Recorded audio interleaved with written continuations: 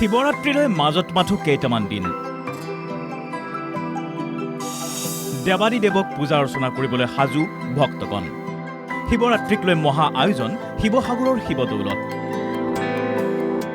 শিৱৰাত্ৰি মানেই শিৱসাগৰ।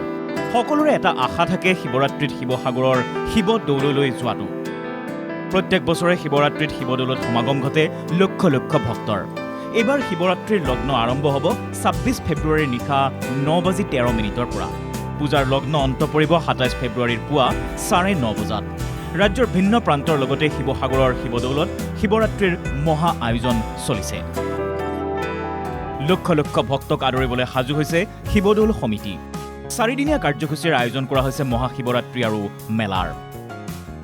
সজাই পৰাই তোলা হৈছে শিৱদৌলৰ চৌপাশ।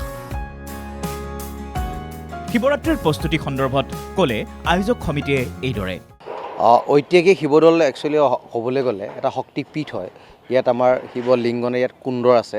ইয়াত শিৱ আৰু পাৰ্বতী মিলনৰ অভেৰিটো উল্টাকৈ ইয়াত দিয়া আছে। গতিকে এটা শক্তিপীঠ। গতিকে ইয়াত বৰ উলহ মালহেৰে শিৱৰাত্ৰি পূজা আৰু মেলাভাগ আয়োজন কৰা হয়। আজি বছৰ বছৰ ধৰি সেই পৰম্পৰা আমি ধৰি ৰাখিছোঁ।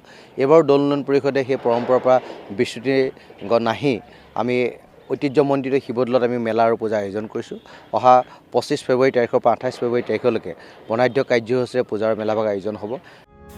৪দিনীয়াকৈ আয়োজন কৰা শিৱৰাত্ৰিত উপস্থিত থাকিব এইবাৰ কেইবাজনো মন্ত্ৰী বিধায়কৰ লগতে বহুকেইগৰাকী কণ্ঠশিল্পী। প্ৰত্যেক দিনাৰ কাৰ্যসূচীত অংশ ল'ব মন্ত্ৰী বিধায়কে। এইবাৰো বহু লক্ষাধিক ভক্তৰ সমাগম হোৱাৰ আশা আয়োজক সমিতিৰ। ভক্তগণক আদৰিবলৈ সাজু শিৱসাগৰবাসীও। এতিয়া এনেদৰে শিৱৰাত্ৰিক লৈ শিৱদৌলত চলিছে মহা আয়োজন। শিৱসাগৰৰ পৰা জয়জ্যোতি গগৈৰ ৰিপৰ্ট, NKTV+।